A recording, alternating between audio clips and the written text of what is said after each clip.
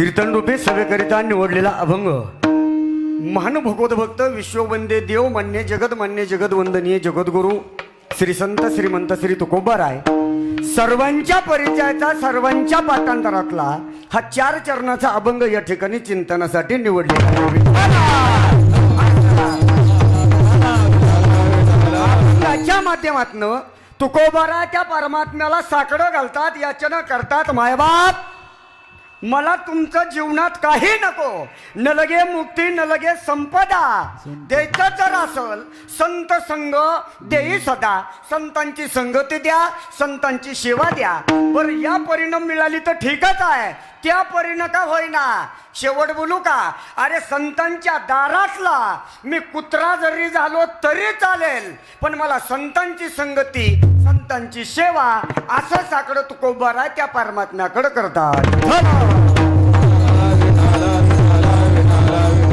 सभेला प्रारंभ करण्याच्या तत्पूर्वी अल्पसा परिहार द्यायचा, तो म्हणजे असा एक अभूतपूर्व अशा प्रकारचा हा सोहळा. अखिलकोट ब्रह्मांडानायक भगवान पंढरीश परमात्म्याच्या कृपा प्रसादामधून संत महात्म्यांच्या पदस्पर्शानं पुनीत झालेली ही भूमी गेली पिढ्यानं पिढ्या शतकोत्तर होऊन गेले दिगंबर ईश्वर विभूती, राहिल्या त्या कीर्ती जगा माझी ब्रह्मीभूत.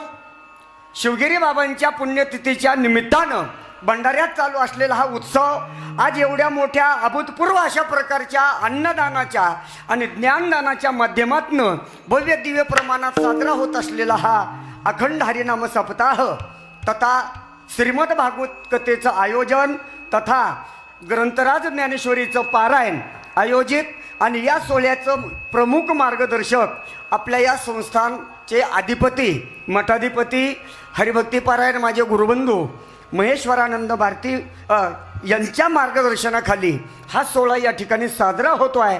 अंतकरणापासून महाराजांना द्यावेत तेवढे धन्यवाद कमीच आहेत, समस्त ग्रामस्थ मंडळींना द्यावेत तेवढे धन्यवाद कमीच आहेत. सगळ्यांचे नावं मी पटांगणात घेणार आहे पण आता मला दम भरला आहे म्हणून अगोदर हातचा राखून बोलण्याचा प्रयत्न करतो आहे.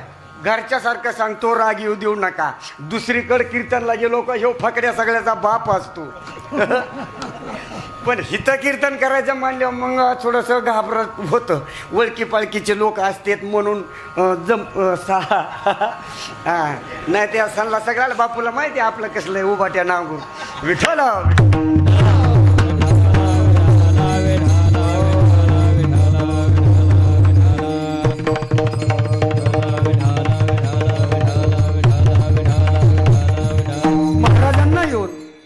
बाबाजींना येऊन 1 वर्षाचा कालावधी आज या ठिकाणी पूर्ण होतो आहे. गेल्या वर्षीच्या सप्ताहात त्यांचं झालेलं आगमन म्हणजे कीर्तनाच्या निमित्तानं परिणाम सर्वांना त्यांचा स्वभाव त्यांच्या गोष्टी सर्वांना त्यांची विद्वत्ता एक सर्वांना मान्य झाल्या आणि त्याच सप्ताहाच्या माध्यमातून त्यांचा या परिसरात झालेला प्रचार आणि प्रसार उलट तुम्ही माझे आभार मानायला पाहिजेत. मी गेल्या वर्षी माझी तारीख कॅन्सल करून त्यांची घेतली होती. एकदा फक्त बघा तर खरं असं असतं आणि माझे सहजासहजी तुम्ही माझ्या तब्येतीवर जाऊ नका. माझे सहजासहजी अंदाज खोटे ठरत नाहीत. म्हणजे मी काय असा अंदाज बघणारा त्या दत्तचा बाप नाही. पावसाचा मला कळत नाही पण कोण्या गावात काय केल्यावर काय होतं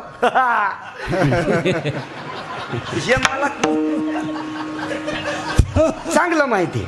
म्हणून महाराजांचं या ठिकाणी सप्ताहात आयोजन आणि त्याच माध्यमातून त्यांच्या मार्गदर्शनाखाली साजरा असलेला हा सप्ताह आणि त्यांच्याच आज्ञेवरनं आजची ही सेवा माझ्याकडं आलेली आहे. बाबाजींचे अंतकरणापासून आभार मानतो. एवढंच बोलेल, एक दृष्ट लागावी यासारखा हा सोहळा कुठल्याच प्रकारची उणीव भासत नाही. गाणारे तसेच आहेत, वाजवणारे तसेच आहेत आणि चोपदाराचा तर नादच खुला. माईच्यानं लय चोपदार बघितले पण असा निबर्धक आणि पुन्हा माळी सुद्धा अशा आणल्या मी पंढरपूरून त्या कवड्याची माळ घालीत होती. आता हे का आराध्याचा मेळा आहे वय. मी म्हणलं ती माळ नाही घालायची, थोडा राग आलता त्यांना पण आता म्हणले असते जाऊ दे आपल्याच गावचं आहे. राग आला तरी काय करून काय केलं असतं काहीच नाही. पण चला, म्हणून आता ते रुद्राक्षाची माळ आता ती काढायची नाही. काठीचा जी आणीबाणीचा जेव्हा टाइम येईन, काठी जेव्हा तुमच्याकडनं सण माळता असन दुमती धरून जरी टाकली तरी समोरच्याचं कामच. चला, चौकदार आहेत आमचे संगीत विशारद काशीनाथ महाराज आहेत, संगीत विशारद बंडू महाराज आहेत, आमचे हरिभक्तीपरायण संगीत विशारद अंकुश महाराज आहेत, संगीत विशारद राम महाराज आहेत, संगीत विशारद आमचे अण्णा आधी करून चोरमले पाटील. तुम्ही आम्ही खेळी मेळी गदारोळी आनंद आहे, सर्वाबद्दल आदर, सर्वाबद्दल प्रेम आहे. आणि विशेष ज्यांच्या मृदंगाच्या तालावरती आपण मंत्रमुग्ध आहात अनिकेत महाराज यांची उपस्थिती, सर्वाबद्दल आदर, सर्वाबद्दल प्रेम. वाजवणारे तसेच आहेत, गाणारे तसेच आहेत आणि साऊंड सिस्टीम सुद्धा तशीच आहे. विजय मंडप डेकोरेशन सिस्टीम, त्यांना माझा 2 दिवसापूर्वी ओळख झाली. त्यांनी घरी आल्यावर सांगितलं अण्णा देखत हे तुझंच गाव आहे का? कारण आम्ही इंदोरला भैयूजी महाराजांचा सप्ताह त्यानं वाजवला आणि जरांगे पाटील आणि मी 7 वर्षे त्या भैयू महाराजांच्या तिथंच पडून होतो. विठ्ठल विठ्ठल.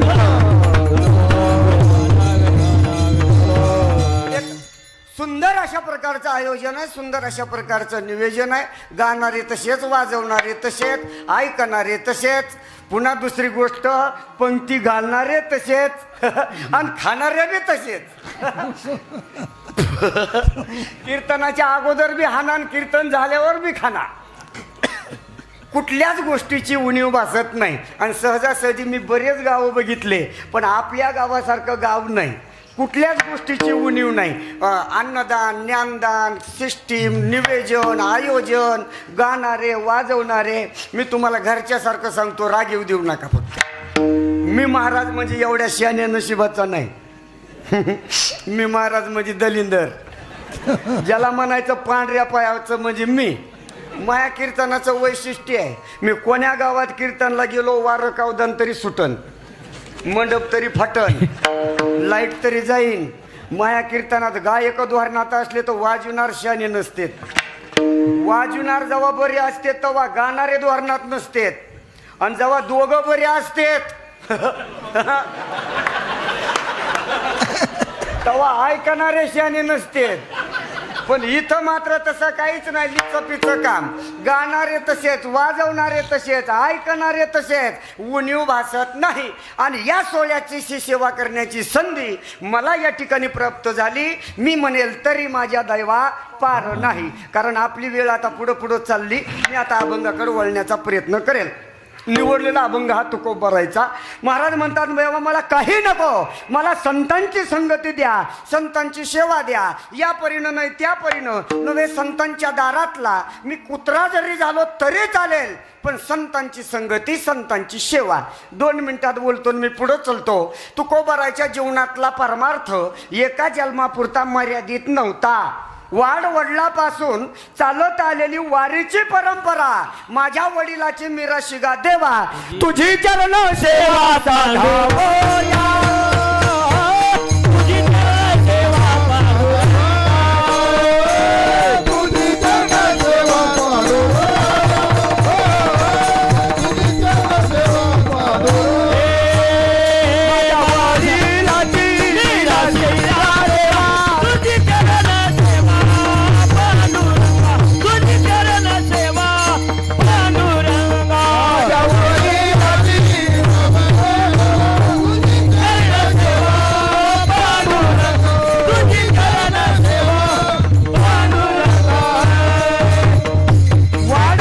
पासून चालत आलेली वारीची परंपरा.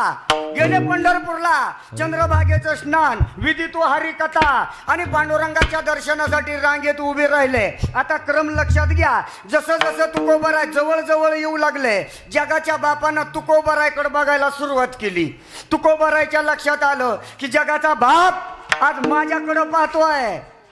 महत्वाचं बोलतो आणि पुढं चलतो. शहाणी माणसं विनाकारण कुठलीही कृती करत नाहीत.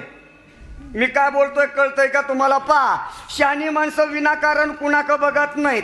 शहाणी माणसं विनाकारण हसत नाहीत. शहाणी माणसं विनाकारण रडत नाहीत. शहाणी माणसं विनाकारण कुठं बसत नाहीत. शहाणी माणसं विनाकारण कुणाला बोलत नाहीत. मी कुणाचं सांगायलोय? शहाण्यांचं सांगायलो, येड्यांचं नाही. आता आपल्या गावचं नाच सोडून द्या, आपल्या गावात सगळे शहाणेच आहेत. नाही तर दुसऱ्या गावचं सांगतो मी तुम्हाला.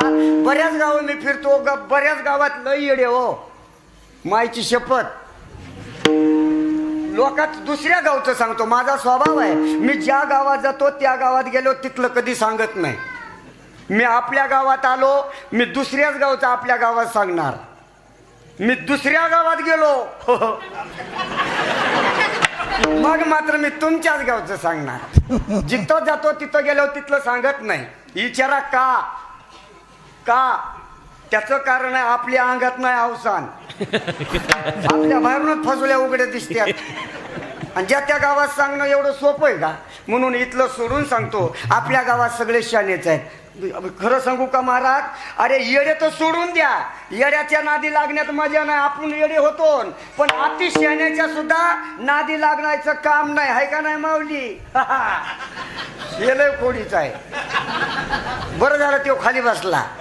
चला, अतिशयाने काय साधे का? अहो अतिशयाने बी लय भारी.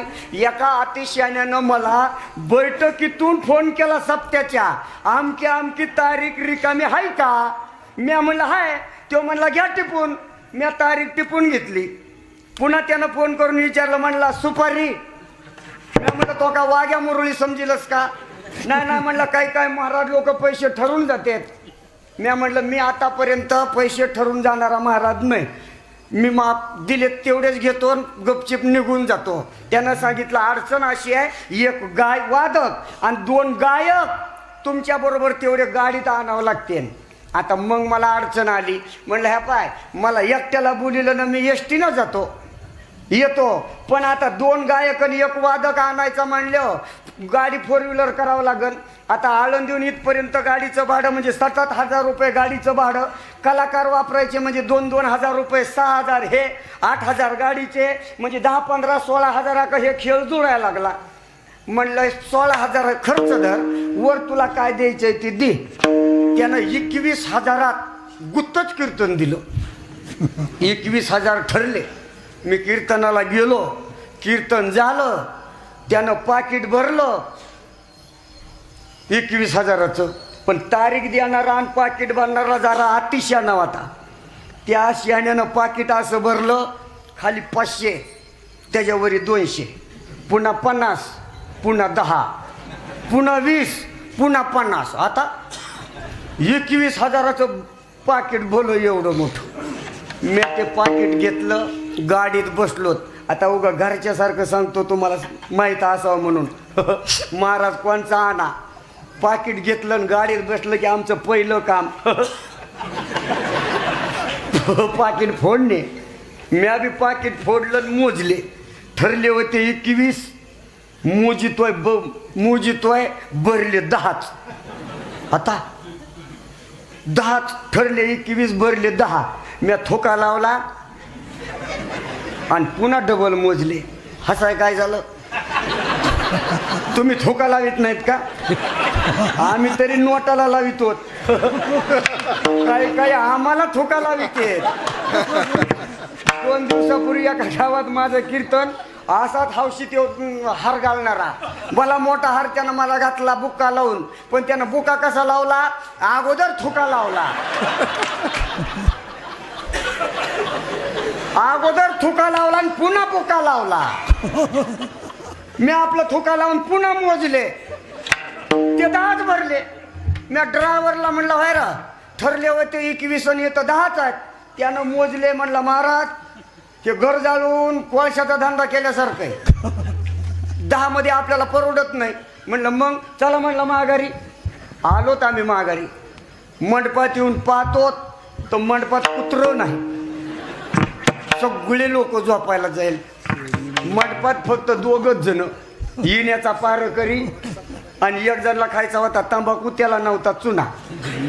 ते मागायला आलेलं, ते 2च जण. माझी गाडी बघितली, 1 जण दुसऱ्याला म्हणतो आगा माय महाराज गेला बी बाबा ना आला बी बाबा. मी गाडीतून उतरलो आणि त्याच्याकडे गेलो. तेव्हा मला म्हणला महाराज गेलात बिन आलात बिन काय मिळाय? अरे म्हणलं ठरले होते 21, पण त्यानं मला 10च दिलेत. तारीख देणारं पाकिट भरणाराचं घर कुठे? तो म्हणला ते गावात नाही राहत, ते वस्तीवर राहत आहे शेतात. म्हणलं मग आणतो का बोलून, काय काम आहे. म्हणलं ठरले होते 21 भरले 10. म्हणला महाराज आमचं गाव लबाड नाही, खोटं वागणार नाही, अपेक्षेच्या पुढचं पाकिट भरणार आहे, बघू द्या बरं इकडं. त्याच्या हातात ते पाकिट दिलं, त्यानं मोजलं 10च भरले. तो म्हणला तुम्ही इथंच थांबा, मी वरची 11 घेऊन येतो.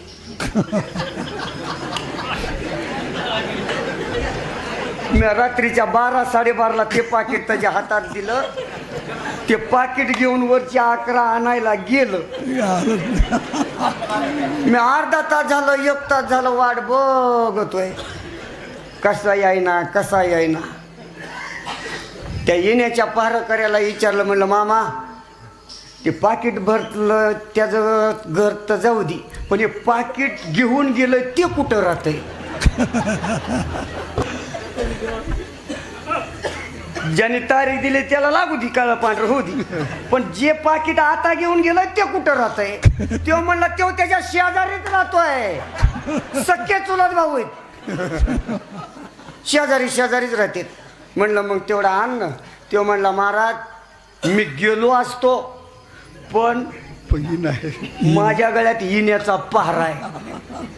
आणि महाराज मला असं वाटलं तुम्ही शहाणी असतान. मी म्हणलं असं का म्हणायलास. अहो तो म्हणला महाराज त्याची बायको त्याच्या हीच वाटत नाही, अजून 100 रुपये देऊन कधी बाजारला त्याला पाठवलं नाही, आणि तुम्ही 12:30 वाजता 10,000चं पाकिट त्याच्या हातात दिले, बसा बोंबलं. माझ्या तर अंगावाचा काटाच उभा राहिला. मी म्हणलं तुझ्या पाया पडतो त्याला बोलून आण. तो म्हणला मी आणतो, पण पाय येण्याचा पारा. म्हणलं मी घेतो. त्यानं येण्याचा पारा माझ्या गळ्यात टाकला आणि जी धूम ठोकली म्हणता, बिचारा रातभर आला नाही. मी ना रातभर येणा वाजवितो, गिना दियाना. असल्या अतिशहाण्यापेक्षा शहाणे परवडले, येणे परवडले. शहाणे माणसं विनाकारण कृती करत नाही. तुकोबाराच्या लक्षात आलं जगाचा बाप माझ्याकडे पाहतोय, उद्देश असला पाहिजे. उद्देश काय, परमात्म्यानं सांगितलं उद्देश एकच आहे, मागण्याची आस पाहे मुखाकडे, चिंतिल्या रोकडे मनोरथ, चिंतिल्या रोकडे मनोरथ,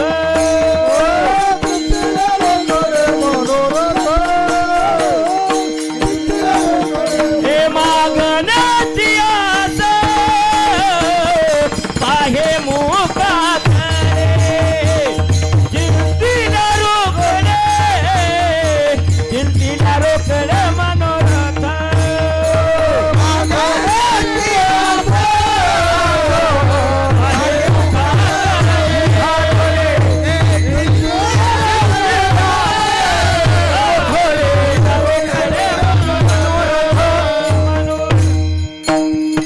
अपेक्षा एवढेच आहे, काहीतरी मागावं या अपेक्षेनं पाहतो. तुकोबाराने हात जोडून सांगितलं, माय बाप जशी वारीची परंपरा माझ्या घरात आता आलेली आहे, न मागणं ही सुद्धा परंपरा चालतच आलेली आहे. वडिलाची रीत जाणतो वडिलाची रीत वडिलाची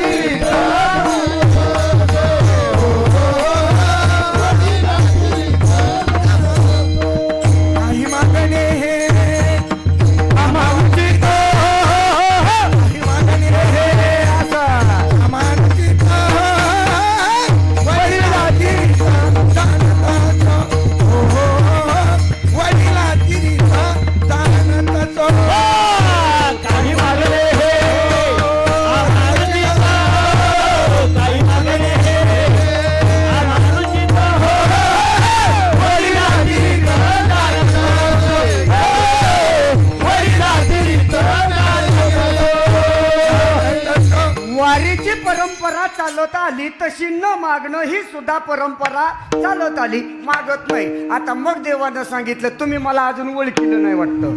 जपी तपी संन्यासी यांच्या स्वप्नात न जाणारा, योगी यांच्या ध्याने ध्याताना तुळशी तो मी आहे. सगळ्या जगाचा सूत्रधार माझ्याकडे आहे. मयाध्यक्षन प्रकृतीस, त्याच्या अध्यक्षतेखाली संपूर्ण जगत चालतं. वृक्षाची पान हाली ज्याची सत्ता, असा सत्ताधीश मी आहे. आणि तुम्ही माझा अपमान करता. मागत नाही. तुझी या सत्तेने वेदाची बोलाने, तुझी या सत्तेने वेदाची बोलाने, तुझी या सत्तेने वेदाची बोलाने, तुझी या सत्तेने वेदाची बोलाने.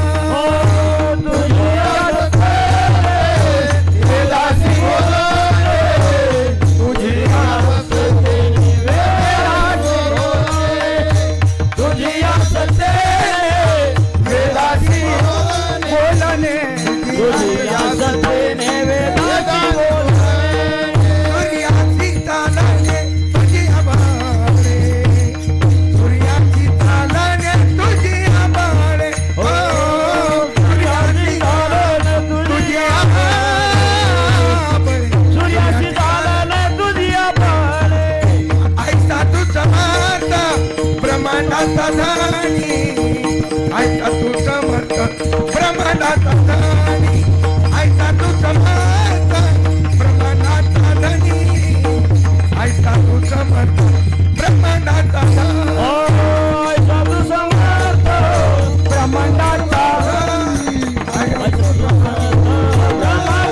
धनी, ऐसा तू समर्थ ब्रह्मांडाचा धनी, ऐसा तू समर्थ ब्रह्मांडाचा धनी. सत्याने संपूर्ण जगत चालता असा मी ब्रह्मांड नायक. तुम्ही मागत नाही, अपमान करता. आणि मग तू कोबाराय सांगता देवा मागावं तर नाही, मागावं तर अडचण, मागावं तरी अडचण. मोठी माणसं तुम्ही, तुमचा अपमान होतो. म्हणून खरं सांगू का, न लगे मुक्ती न लगे संपदा. द्यायचंच असेल संत संग देई सदा. संतांची संगती द्या, संतांची सेवा द्या. या परीनं नाही त्या संतांच्या दारातला मी कुत्रा जरी झालो तरी चालल, पण मला संतांची संगती अभंगात.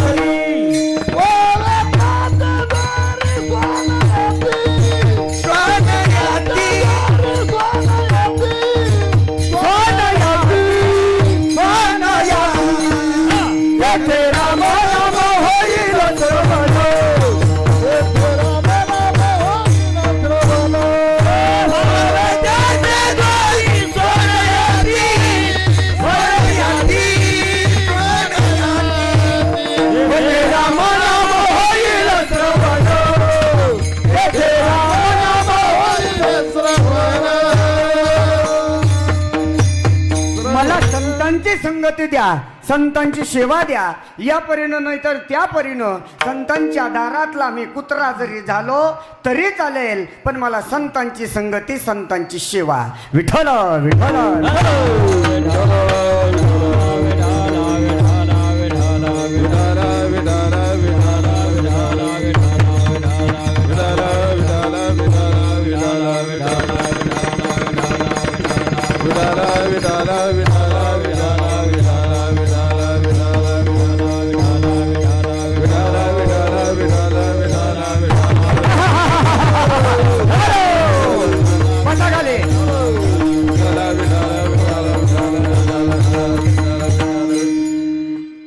मला संतांची संगती द्या, संतांची सेवा. 2 मिनिटं बोलतो मी पुढे चलतो.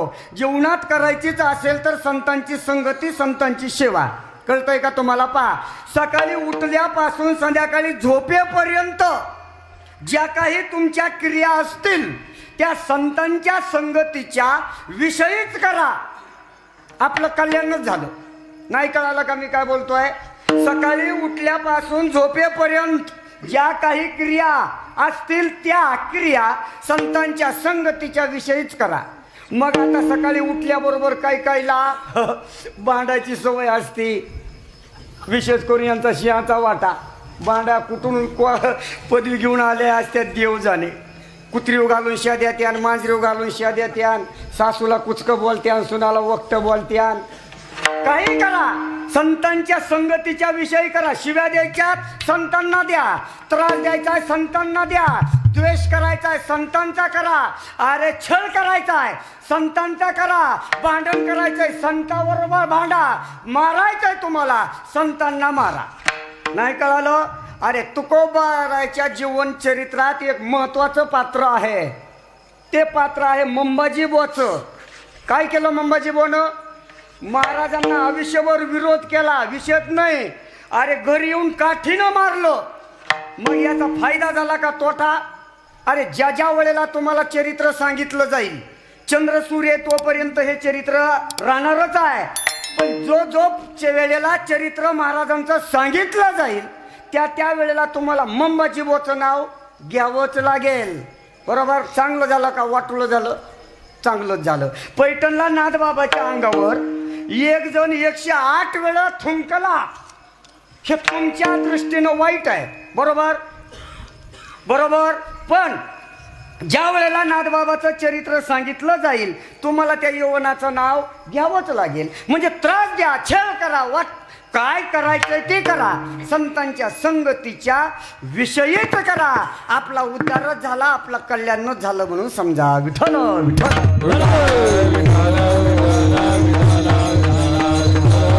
संतांची संगती, संतांची सेवा किती दिवस हेही महत्वाचं नाही. अर्धा क्षण घडता संतांची संगती. नाही कळत? अरे वर्षन तास होतो विषयच वेगळा. अर्धा क्षण जरी संतांची संगती मिळाली तरी आपला जीवनाचा पालट झाला म्हणून समजायचं. वाल्या कोळे एवढा पापी की त्या पापाचं गणित सुद्धा करता येत नव्हतं. असा वाल्या पापी, त्या पापी वाल्या कोळ्याच्या जीवनात नारद महर्षीची भेट झाली. किती दिवस, किती तास, तासन दिवस नाही हो, काही क्षणाची भेट झाली. परिणाम असा झाला, वाल्या कोळ्याचा वाल्मिक ऋषी होतोय हे झालेलं त्याचं परिवर्तन. आणि केले रामायण रामाआधी. जन्माला यायच्या या अगोदर वाल्या कोळ्यानं ते रामायण लिहिलं. आणि जसं वाल्या कोळ्यानं लिहिलं तसं हुबेहूब मर्यादा पुरुषोत्तम रामचंद्र प्रभूंनी त्याचं आचरण केलं. शब्दाचा सुद्धा बदल नाही. म्हणून मी फरक सांगत असतो पहा. रामायण हे नाटक आहे आणि महाभारत हा इतिहास आहे. नाही कळत? नाटक अगोदर लिहिलं जातं आणि नंतर स्टेजवर आणलं जातं, त्याला नाटक म्हणतात.